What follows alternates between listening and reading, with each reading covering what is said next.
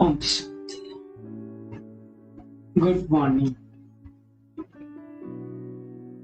साकार मुरली 10 जून 2022। बाबा का मीठा मीठा लेटर और मीठे मीठे बच्चों के मीठे मंथन के लिए। मंथन शुरू करने से पहले प्यार के सागर से बाबा की प्रेम भरी किरणों के नीचे बैठ सकते हैं और अनुभव करते हैं, मैं प्रेम स्वरूप आत्मा हूं, प्रेम के सागर की स्थिति हूं। आज मीठे बाबा ने कहा, मीठे बच्चे सदा इसी नशे में रहो। कौन से नशे में रहो? कि ज्ञान सागर बाप की ज्ञान वर्षा हमारे ऊपर हो रही है। अभी जो हम मुरली सुनते हैं, मुरली मंथन सुनते हैं, योग करते हैं, ये क्या है? ज्ञान की बरसात ही तो है। और उस बरसात से हम पावन बन रहे हैं, पावन बन करके अपने बड़ा घर में जाएंगे। बड़ा घर कैसे? पर बाकी बाबा के जितने घर हैं छोटे। आज का प्रश्न है, तुम बच्चों का निश्चय किस आधार से भी और पक्का होता है?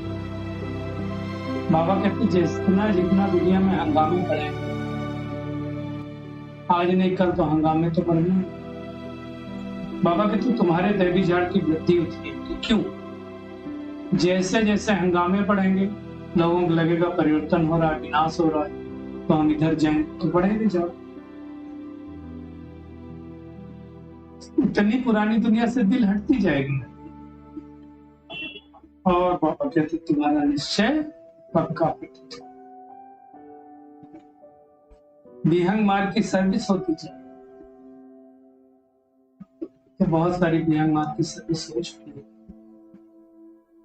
बाबा कहते धारणा पर अटेंशन देते जाएंगे तो बुद्धि का हौसला बढ़ता जाएगा। अपार खुशी में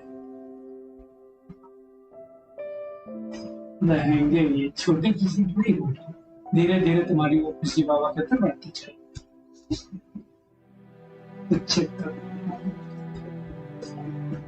कि हमारा निश्चय हो, ज्ञान बरसात हो रही है। बाबा कहते हैं बच्चों को रोज रोज क्यों बोलना पड़ता है कि बाबा को बोलने की दरकार होनी चाहिए क्या? ये तो समझने की बात है ना। इसलिए बाबा हमको पढ़ाते हैं, और जो पढ़ाते हैं वही ज्ञान की बरसात है।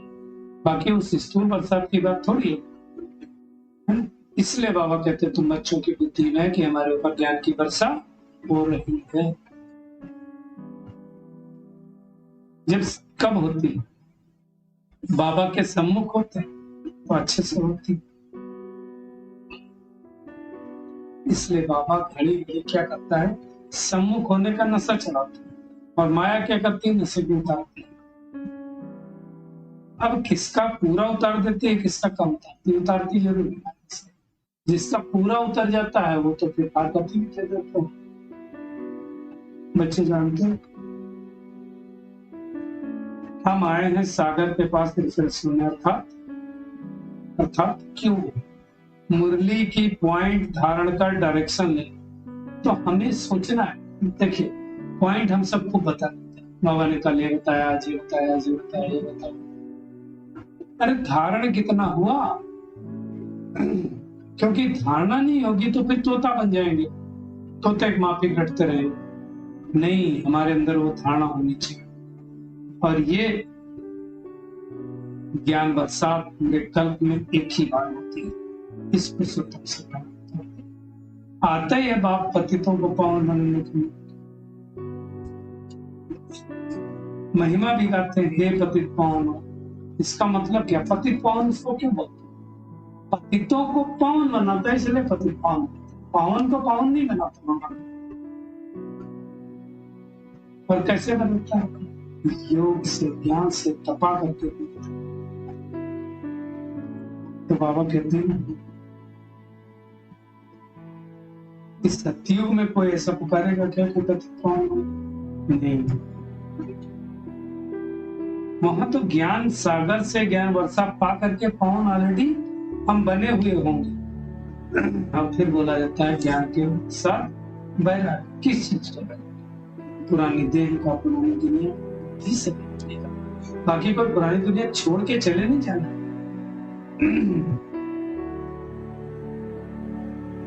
बाबा कहते हैं तुम बच्चे से जानते हो कि हम पुरानी दुनिया से जाते हैं, छोड़ कर पुरानी दुनिया को कहाँ जाएंगे? नई दुनिया। इसलिए जैसे दुनिया में भी देखो किसी का माँ बाप नया मकान बना है तो पुराने से बुद्धि रख जाती है, खाना तो खत्म हो जाने वाली। ऐसे ही बच्चे भी सोचते रहते हैं जल्दी जल्दी स्वर्ग की स्थापना हो जाए और हम अपने घर जाएं, घर जाकर के सुखी रहें। पहले हम जाएंगे शिव बाबा के साथ परम धाम, फिर वहां से वापस आएंगे। बाबा कहते हैं ये घर है छोटा, वो बड़े से बड़े बाबा का घर बड़ा परम धाम। अब ये सब बातें किसी की बुद्धि में नहीं। हम बच्चों क्यों? क्योंकि बाबा ने हमें बता दिया। पहले हम भी घोर अंधेरे में थे, अब सोझरे में आ गए। तो बाबा कहते तुम क्या करो, एक तो मुझे याद करो, वो भी कर्म बिना सोचे, और दूसरा क्या करो, चक्र को फिराओ तो सुदर्शन चक्रधारी बन जाएंगे, चक्रवर्ती राजा बन जाएंगे। यही काम करना है बस, और कुछ नहीं करना। बाबा कहते हैं तुम जानते हो कि 84 जन्म होते हैं जिनका हिसाब किताब, बाकी अगर कहो भी 84 लाख जन्म सब लेंगे क्या? ये सारी बातें समझने की है, बुद्धि से सोचने की है। बाबा कहते हैं कि आजकल दुनिया में जिसकी पूजा करते हैं उसको नहीं जाते तो उसको क्या कहेंगे? गुड़ियों की पूजा बाबा कहते हैं ना, अंधश्रद्धा कहते हैं। लोग सोचते हैं कि इससे भगवान को पाने का रास्ता है। हम भी यही कहते हैं इससे भगवान पाने का रास्ता है, भक्ति के बाद ही भगवान मिलता है। अब बाबा ने बहुत सूक्ष्म बात कही। बाबा कहते समझो कोई माउंट आबू में गया, बाबा से मिलने गया, बाबा के घर गया और सोचा कि चलो आए हैं जगदम्बा के मंदिर में दर्शन कराते हैं। बाबा क्या बोलेगा? इनकी बुद्धि में कुछ भी बैठा नहीं। अब बैठ गया तो जगदम्बा कौन है? वहां चैतन्य तपस्या कर रही, तो तुम वहां क्यों जाओ? ये तो उस टाइम की बुद्धि ना, जब साकार में मामा बाबा थे। तो बाबा समझेगा इनको कुछ समझ में बैठेंगे। बाबा कहते हैं तुम्हारी तो सारी मनोकामना पूर्ण है। जगदम्बा का अपडेट पार्ट चलो। मुख्य बात है कर्म भोग याद करके चुप्तू, और यही हिसाब किताब चुप्तू करना, कोई ऊपर जाकर के चुप्तू नहीं हो। और बाबा की याद करना, याद करना ही हमको। एक बाप को किसी को तो याद करना नहीं, देधारी को याद करेंगे तो वेस्ट लगता है। बाबा कहते हैं ऐसा तो कोई हो नहीं सकता किसी को बोलो निरंतर याद करे। कोई किसी की पत्नी को बोलो पति को निरंतर याद करे, होगा क्या ना? कभी बच्चे याद आएंगे, कभी भोजन याद आएगा, कभी कोई याद आएगा। तो बाबा कहते हैं अभी तुम निरंतर याद करो ताकि ऐसी अवस्था तुम्हारी हो जाए। अंत भगवान का अब तुम मलच से स्वच्छ बनो। चेक करें हम वास्तु स्वच्छ बन। स्वच्छ का मतलब क्या होता है? संकल्प भी हमारे स्वच्छ हो, दृष्टि वृत्ति कृति सब हमारी शुद्ध होनी चाहिए। किसी की तरफ दृष्टि वृत्ति नहीं जानी चाहिए। बाबा ने बहुत सूक्ष्म बात कही कि देखो जैसा अन्न वैसा मन होता है। जो खराब चीज खरीद करता, पहली बात, जो बनाता है और जो खाता है सबके ऊपर पाप पड़ता है। इसलिए एक स्टोरी भी है, सच स्टोरी है कि एक व्यक्ति मार्केट से गया तो खरीद के लाया, मान लो नॉनवेज ही खरीद सकते हैं। तो जिस आत्मा ने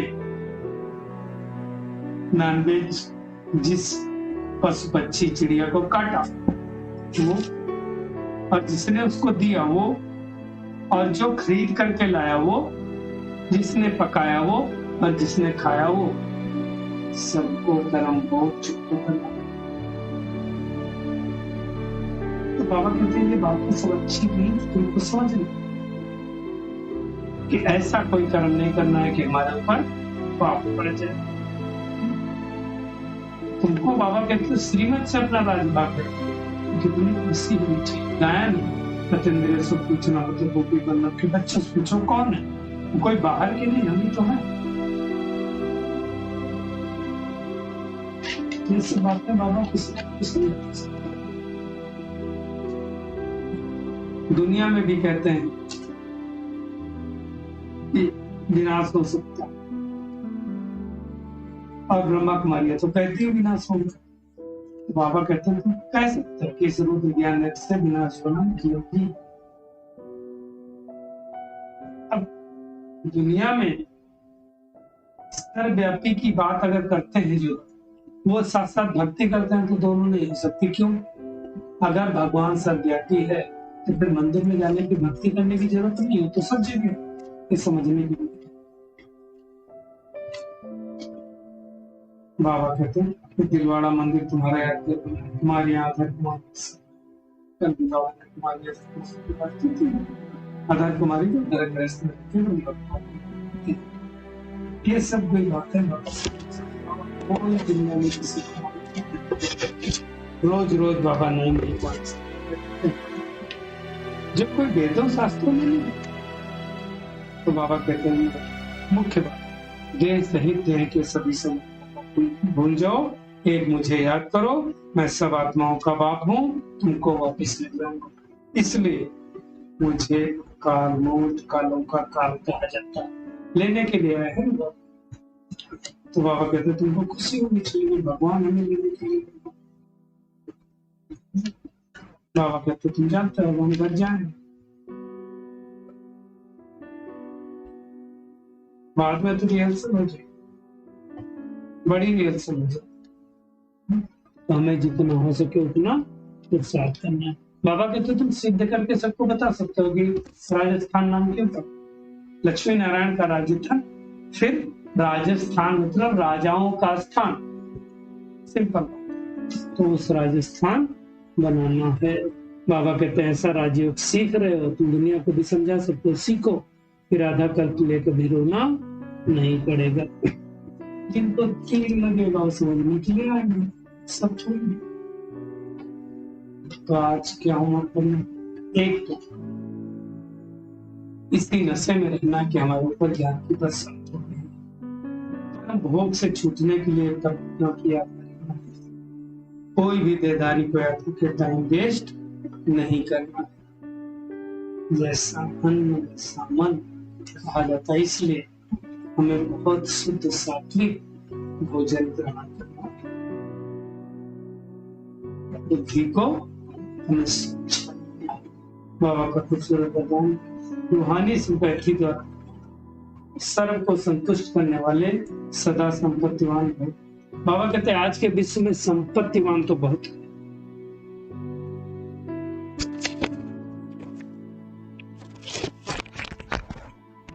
आज की दुनिया में संपत्तिवान तो बहुत हैं, लेकिन सबसे बड़ी से बड़ी आवश्यक संपत्ति क्या है? सिंपैथी। चाहे गरीब हो चाहे धनवान हो, लेकिन बाबा कहता है सिंपैथी नहीं है। आपके पास सिंपैथी की सब संपत्ति है। कहते हैं ना सिंपैथी लोग दिखाते हैं किसी तरफ नहीं। आजकल तो रोड पे भी कोई पड़ा हो ना और रियल में उसको जरूरत हो तो लोग कहते हैं नहीं भाई एक्सीडेंट हो गया, इसके चक्कर में नहीं पड़ेंगे, नहीं तो पुलिस को जवाब देना पड़ेगा। तो बाबा कहते हैं इसलिए किसी को भले कुछ भी नहीं दो, लेकिन सिंपैथी से सबको संतुष्ट कर सकते हो। आपकी सिंपैथी सूर्य परिवार के नाते है। इस रूहानी सिंपैथी से तन मन और धन की पूर्ति कर सकते हो। हमारी सिंपैथी कि सबको ज्ञान मिल जाए, सब आगे बढ़े, सब सुखी रहे। स्लोगन है हर कार्य में साहस को साथी बना लो तो सफलता अवश्य मिलेगी। साहसी व्यक्ति कभी असफल नहीं होता है। चलिए परमात्मा किरणों के नीचे बैठ जाते हैं और अनुभव करते हैं मैं बहुत शक्तिशाली आत्मा हूं।